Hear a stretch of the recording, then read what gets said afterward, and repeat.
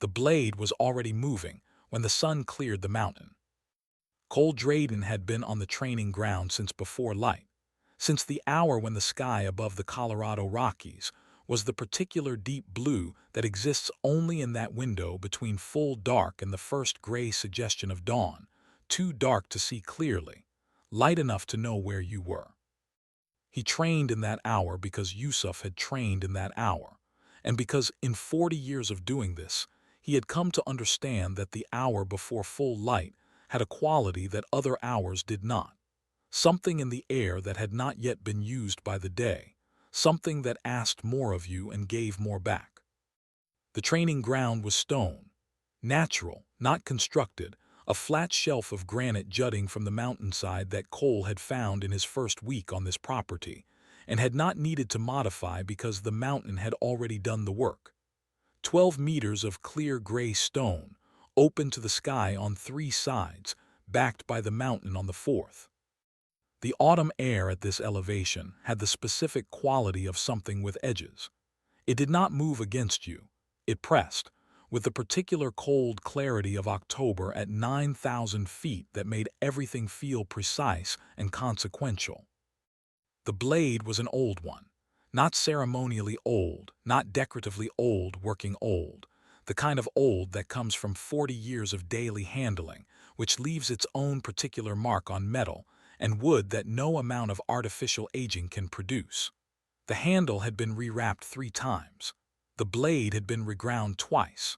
What remained of the original weapon was the soul of it, which was the only part that mattered.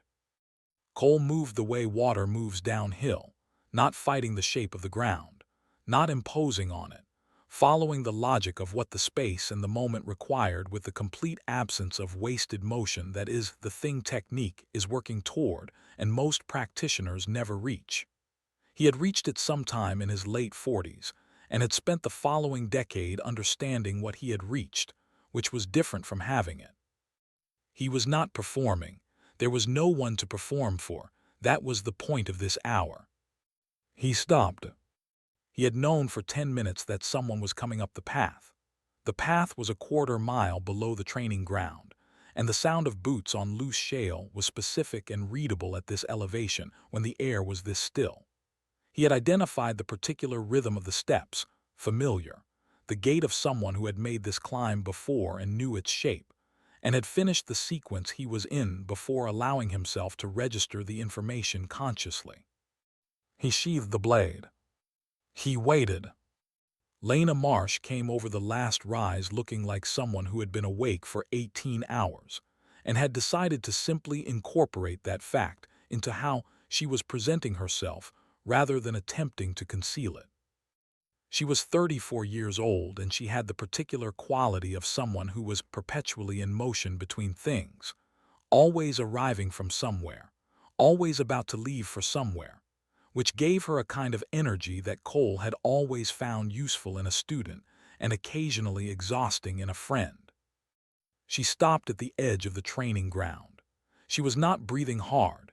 She had made this climb enough times to know its pace, but she had the particular look of someone who has been rehearsing a conversation the whole way up.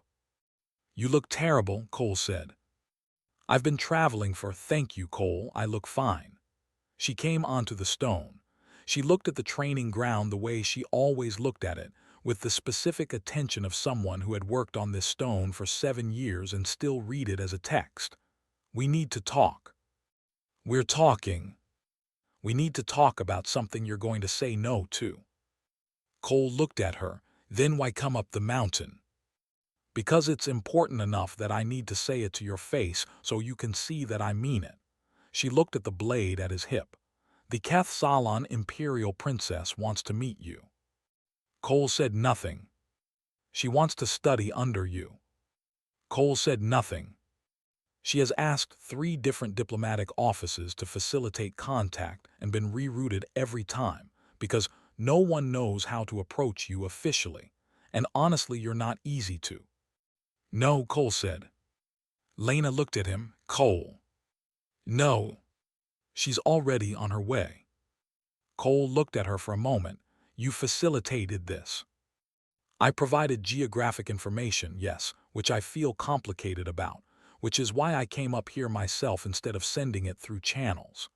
She held his gaze, which was not an easy thing to do when Cole had decided something and was looking at you with the knowledge that he had decided it.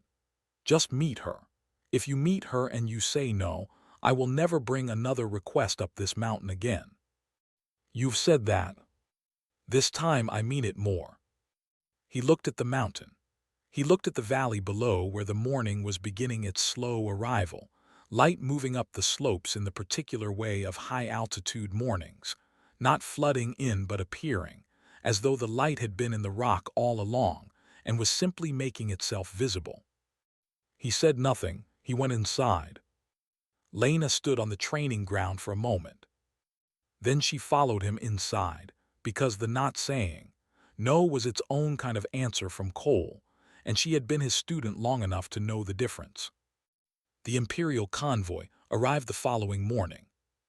3 vessels, which was 2 more than a single princess and her escort required, and Cole noted this from the training ground where he was working through his morning sequence, and filed it under the category of information about the people arriving rather than about the logistics of their arrival. People who brought too much brought it because something had made them afraid, and fear decided how you walked into a situation before you knew anything about the situation. He watched the escort form up in the valley and begin the path up the mountain. The escort commander led. Cole assessed him from the training ground with the specific efficiency of someone who had spent 39 years making rapid assessments of people approaching him. 180 years of service, give or take, which showed in the way he occupied his body, not tensely, not arrogantly, with the deep-settled authority of someone who had been the most formidable presence in every room he entered for so long that it was simply how he was now. He wore his rank the way Old Stone wore, whether not displaying it, simply having it, without effort and without thought. Behind him, 4 soldiers. Behind the soldiers, the princess. Cole looked at her for the first time. She was not looking at him. She was looking at the training ground, at the stone, at its specific texture, the natural grain of the granite, and at what 40 years of daily practice had added to that grain, which was subtle and required knowing what you were looking for. The marks left by a blade touched to stone over 40 years of mornings were not dramatic. They were the accumulation of small, precise contacts, a record of 40 years of working at the limit of what was controllable. You could not see them from the valley. You could see them from the training ground if you knew how to look. She knew how to look. Cole revised his assessment of her before she had spoken a word. The escort commander reached the training ground. He was named Voss Dree, and he delivered the Imperial greeting protocol with the precision of someone who had performed it 10,000 times, and for whom its performance had long since become as automatic as breathing. Each phrase exactly weighted, each pause exactly placed, the formal architecture of Imperial introduction rendered with complete professional fluency. Cole listened to all of it. The protocol ended, as it was designed to end, with the expectation that the person receiving the greeting would perform the formal gesture of acknowledgement. Not a request, not an option, a structural expectation built into the protocol the way a question requires an answer. The greeting was architecturally incomplete without the responding gesture. Cole stood in the autumn morning light on his stone training ground and looked at Voss Dree. He did not bow.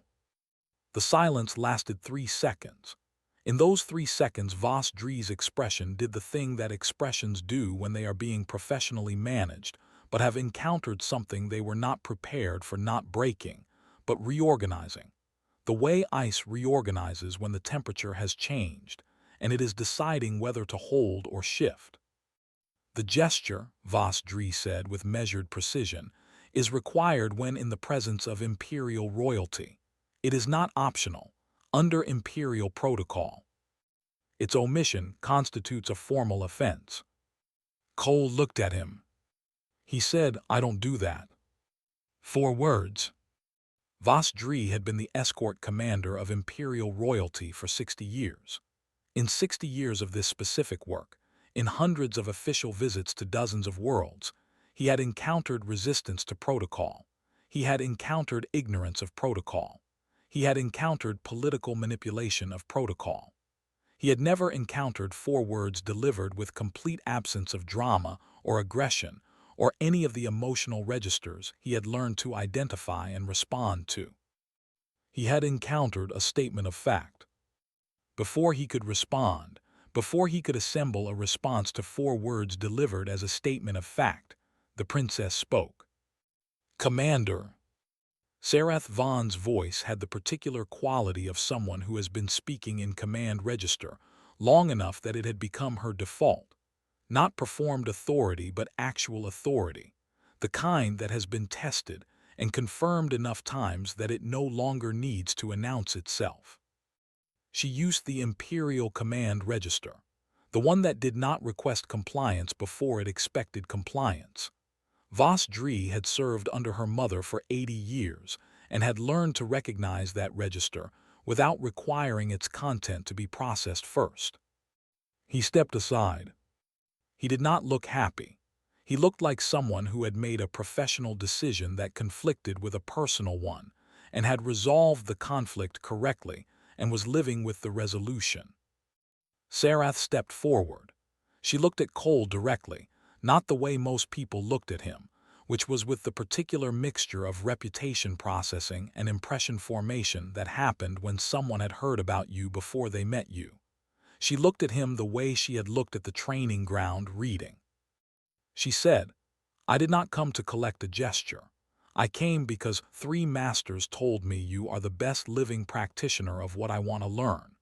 And because the fact that you have refused everyone who has approached you for 20 years tells me that you understand what this is better than anyone who would have said yes." Cole looked at her for a moment. Then he said, "Come back tomorrow alone."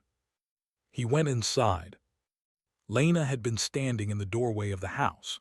She watched Sarath watch the training ground after Cole went inside, watched her look at the blade marks in the stone, at the way the morning light fell on the granite, at the specific kind of emptiness that a space has when someone has left it but their presence is still legible in it. Sarath said without turning, he said, "Come back." Lena said, "Yes." Sarath said, "That means yes." She turned from the training ground and began walking back down the path to the valley, and she walked the way she had come up, reading the mountain as she moved through it, nodding the terrain with the attention of someone for whom attention was not an effort but a practice. Lena watched her go and thought, Cole is going to teach her. She was not certain, yet if she had done the right thing, she was increasingly certain it was going to be interesting. That evening the fire was the best source of light in Cole's house, which was how Cole preferred it after dark. He had never been a man who needed a lot of light. He made tea, the specific tea he had made every evening for 30 years, a habit that had nothing to do with the tea and everything to do with the ritual, with the particular continuity of doing the same thing at the same hour for 30 years, and finding that continuity was itself a kind of practice. Lena sat across the fire with her hands around a cup and watched him. "Well," she said. "She looked at the stone first," Cole said. Lena waited. She had learned in 12 years that Cole's statements often had more following them if you gave them room. "Everyone who has come up this mountain in 20 years looked at me first," he said. "They came because of what they'd heard about me. They were looking for the thing they'd heard about." She looked at the work. "Is that significant?" "It means she came for the right reason." He drank his tea. "Tell me what you know about her, not the file." Lena thought about it honestly, thought about what she actually knew versus what she had processed from documentation, which were different things, and Cole always wanted the former. She studied seriously, she said. Not the way royalty studies things, not as a cultural acquisition. She was told no by 2 masters before they agreed to teach her, which means she pushed past the first refusal, which means the want is real. She completed both programs fully, which means she finishes things. She's better than she should be at her level, which means she works harder than anyone requires her to. Cole was quiet. She's afraid of something, he said. Lena looked at him. How do you know that? People who work that hard are always afraid of something, he said. If you're afraid of something, you work to put distance between yourself and the thing you're afraid of. We'll find out what. He looked at the fire. Yusuf told me, he said, and then stopped. Lena waited again. He told me that I would know when someone was ready to receive what I had, not because they would be good enough, because they would be honest enough. He looked at the blade on the table. She looked at the stone first. Lena said nothing. Cole finished his tea. Go to sleep, Lena, he said. Tomorrow is her day. Lena went to sleep. Cole sat at the table for a while longer with the blade and the dying fire. He was thinking about Addis Ababa. He was thinking about a hospital room and the particular quality of silence that hospitals have at 3 in the morning, and about Yusuf Hassan's hands, which had spent 70-some years handling blades and carrying students and building things, lying still for the first time Cole had ever seen them still. Yusuf had been his teacher for 11 years. Not a kind teacher in the way people use that word when they mean soft. He had been kind in the original sense, in the sense of being of the same kind, which meant he had always told Cole exactly what was true about what Cole was doing, and why it was true and what it required. And he had done this without the modifications that lesser teachers applied to the truth to make it more comfortable for the student and less uncomfortable for the teacher. 11 years. Every morning the work. Every evening the conversation that happened alongside tea that was the real lesson, the one that the morning work was in service of. Yusuf had a way of talking about the blade that was always simultaneously about something else, and Cole had spent the first 3 years understanding that this was deliberate and the next 8 years learning the language. On the last morning in Addis Ababa, Cole had been the only person in the room. Yusuf's breathing had been what it had been for 2 days present, but distantly so, as though it was already practicing being somewhere else. Cole had held his hand through the last hour, which was not something he would have thought of himself as someone who did, and which he did without thinking about it because there are some moments that do not wait for you to figure out who you are in them. When it was over, he had stood. He had taken out his blade, not to use, to hold, the way you hold something that connects you to something that is now elsewhere. He had stood with the blade and he had bowed. Not the formal bow of any tradition he had trained in, not the protocol of any school or system. His own bow, found in the moment, the gesture that the moment produced when he stopped thinking about it and let it come. The only bow of his adult life. He had thought about it afterward over many years and understood what had made it different. It was not performed for anyone. It was not given because a situation required it. It was given because he had decided that what Yusuf had given him over 11 years, the specific, irreplaceable gift of someone's complete and honest attention applied to the work of helping you become what you were capable of becoming, was worth every gesture he had, and he had given it. Since then he had been looking, without admitting he was looking, for something worth that gesture again. He put the blade away. He went to sleep. She came alone. The path to the training ground in early morning was different from the path in full light. The way all paths are different in early morning, the particular quality of terrain that has not yet been claimed by the day. She came up it without hesitation and without unnecessary noise, which told Cole things about how she moved through spaces that she hadn't chosen. He was already on the training ground. He did not greet her. He had a training blade in his hand, practice weight. Practice balance, the kind of blade that asked for the same technique as the real thing without the consequences of error. He looked at her once, then he threw it to her. No announcement, no instruction, no warning, just the blade in the air between them, moving toward her at a speed that was not slow. She caught it. Correct grip, correct hand position. The catch that suggested her body had understood the blade before her mind had time to form an opinion about what was happening. The thumb and forefinger establishing the controlling contact. the remaining fingers wrapping in sequence rather than simultaneously, the elbow dropping slightly to absorb the weight of the catch. The three masters had taught her something real. Cole nodded once. The nod was not approval. It was acknowledgement, the acknowledgement that there was something to work with which was different. He said, "Show me what they taught you." She showed him. It took 40 minutes.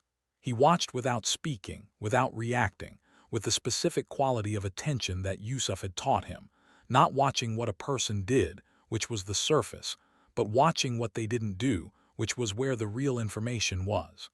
The gaps between movements, the places where the body made a choice it wasn't aware of making, the moments of hesitation that lasted only a fraction of a second but were visible to someone who knew how to look. He saw it clearly by the 7th minute and watched the remaining 33 to confirm what he was seeing. When she finished, he was quiet for a moment that was longer than she expected. He said, "You fight like someone who is afraid of failing." She went still in the specific way of someone who has been told something accurate that they were not prepared to hear in this form, in this place, by this person. He said, "I don't teach people who fight afraid. Fear is useful. Fear as a passenger, something in the back that notes the danger and keeps moving, that's useful. Fear as a driver making decisions, affecting choices in the body before the mind knows it's happening." He paused.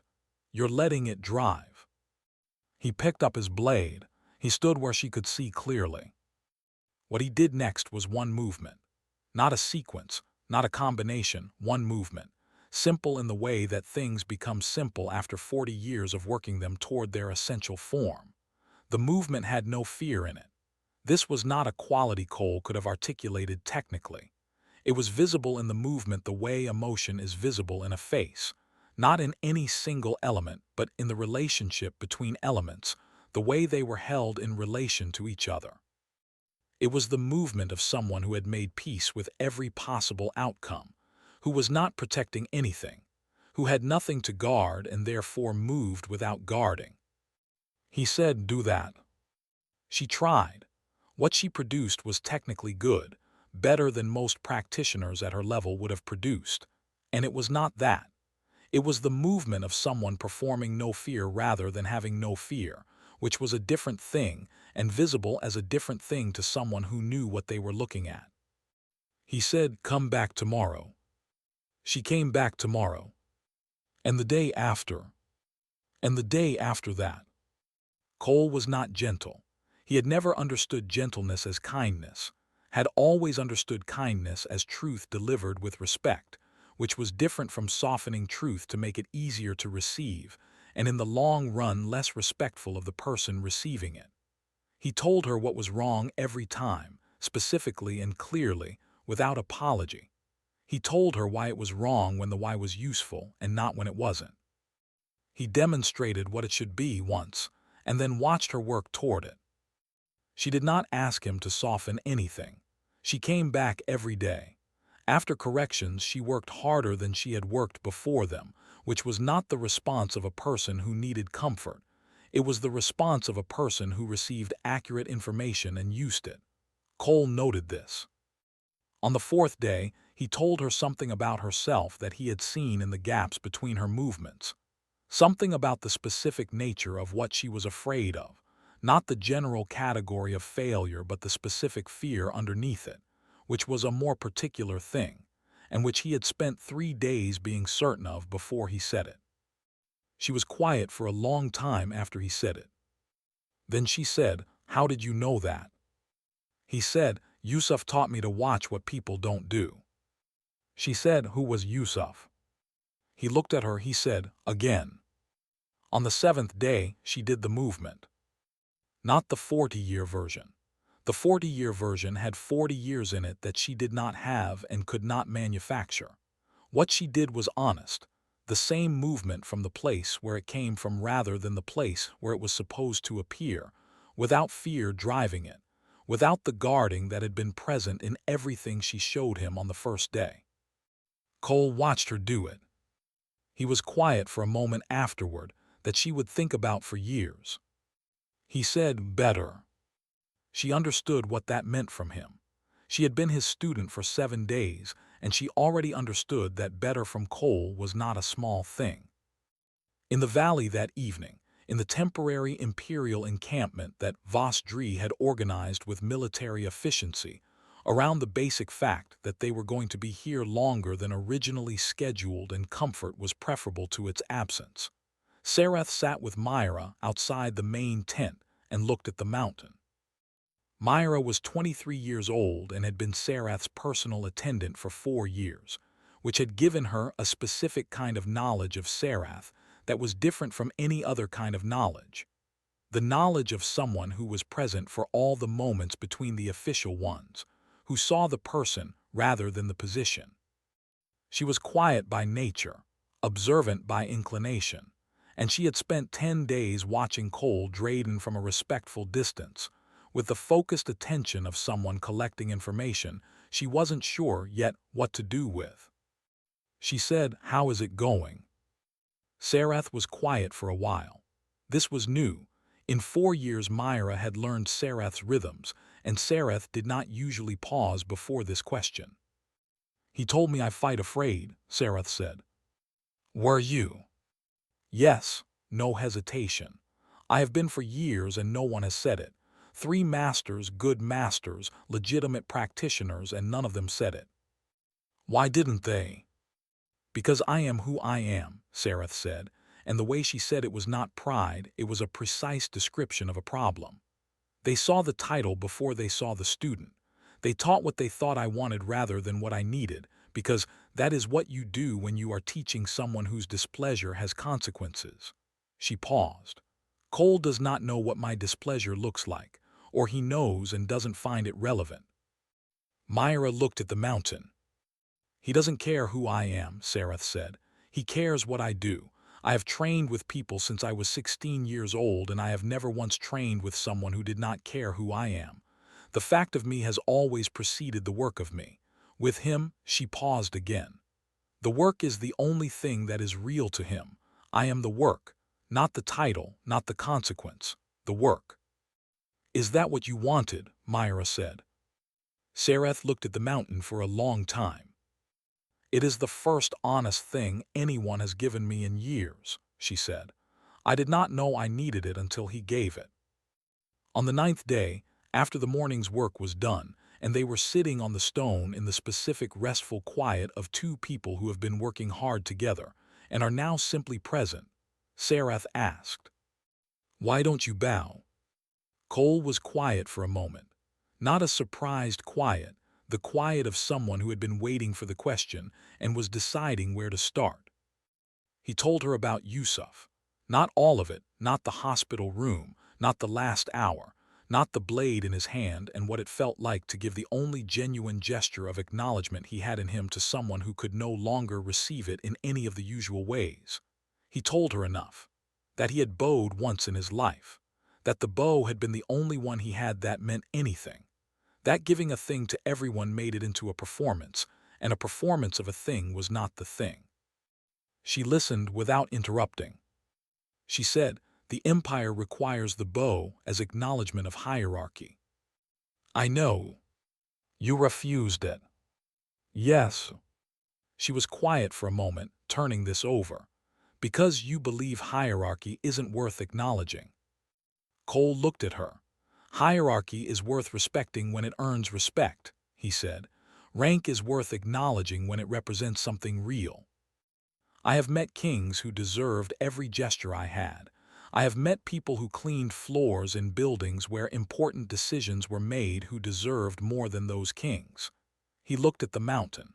"The gesture should follow the worth, not the title." Sarath was quiet. "In the Empire," she said slowly, "that is a radical position." "In the Empire," Cole said, "yes."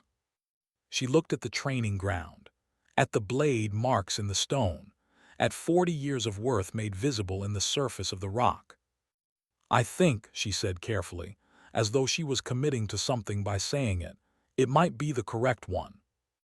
Cole looked at her. Something shifted in his assessment, not dramatically, not with any external sign. the specific internal revision of someone who has been watching something develop and has just seen it arrive somewhere. He said again. Voss Dree came up the mountain on the 10th day. He told himself it was security protocol, a routine check of the environment, standard practice on extended protective detail.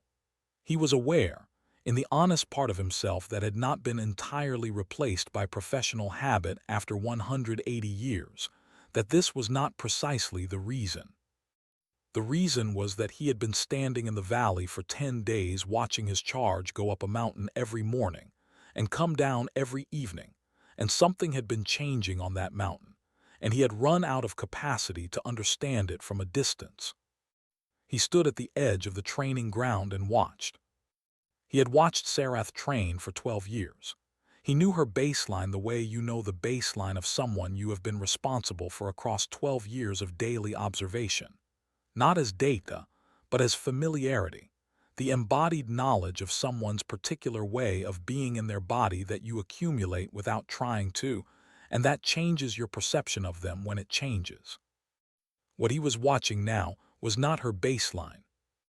She moved through a sequence, and what was absent from it was something Voss Dree could not precisely name but which he had been watching be present for 12 years, something guarded, something that moved alongside her technique like a second body making slightly different decisions than the first. It was gone. What was in its place was not confidence in the way performance is confident, not the practiced assurance of someone demonstrating competence. It was something quieter.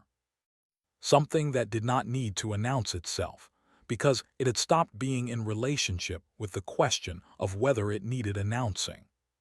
He watched Cole watch her. Cole was not watching her technique. He was watching her. Voss Dree had watched enough teachers watch enough students to know the difference.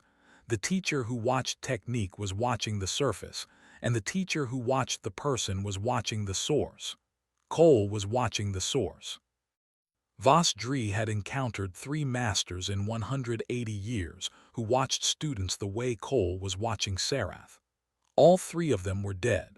He had not expected to encounter a 4th, and he had not expected the 4th to be a human being on a mountain in Colorado who would not perform a formal greeting. The morning session ended. Sarath stood at the center of the training ground with her blade at her side, and she looked at Cole with the specific expression of someone who has been receiving something for 10 days and is only now beginning to understand the full weight of what they have received. She bowed to him.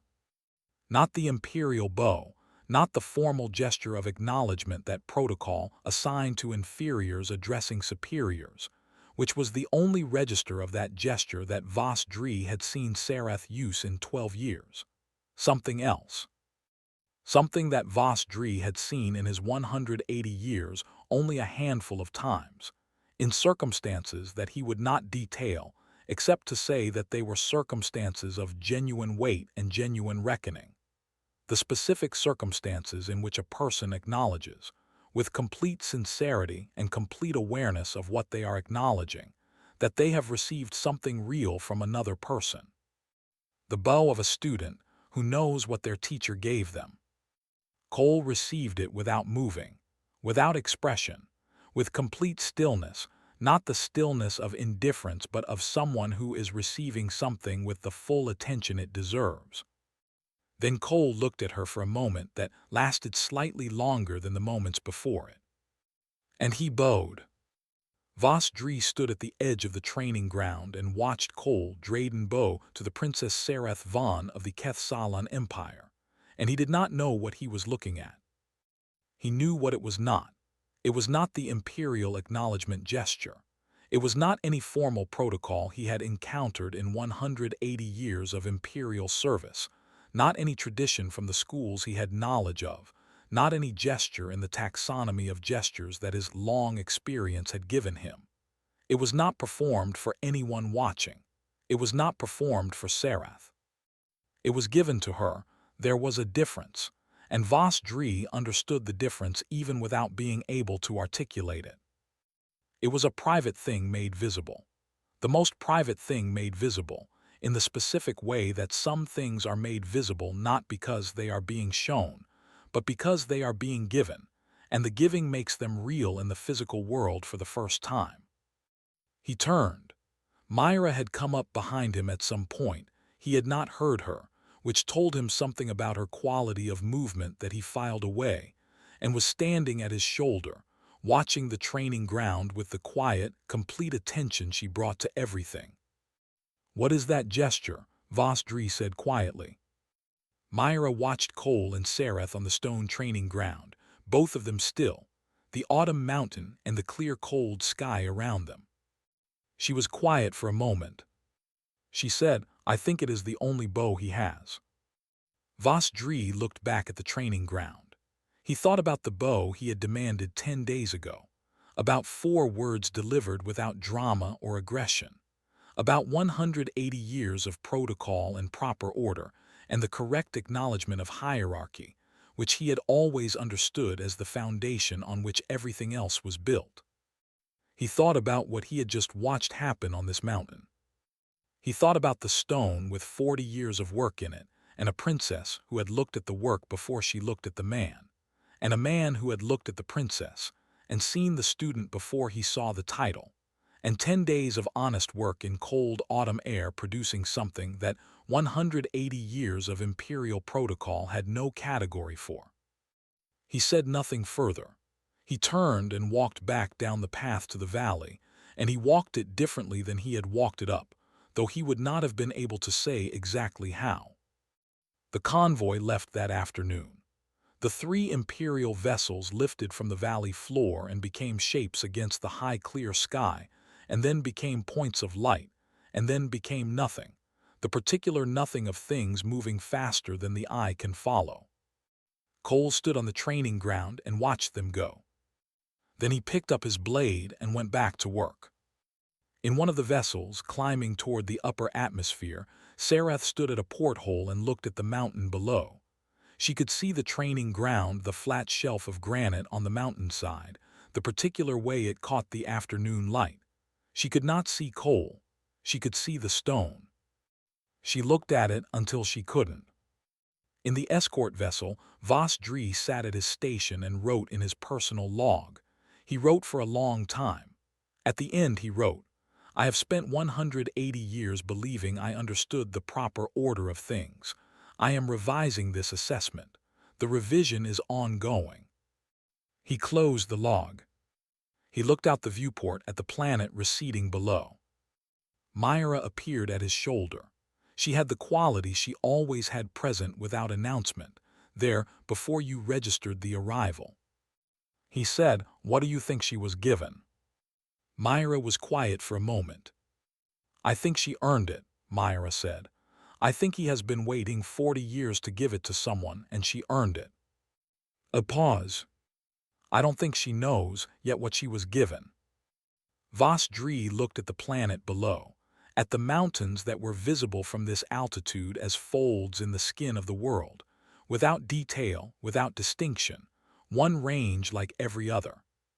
He thought about a flat stone shelf on a mountainside with 40 years of work in it. He thought about a bow that was the only one a man had. He thought about a student who had looked at the work before she looked at the teacher, and a teacher who had waited 40 years to find out what that meant.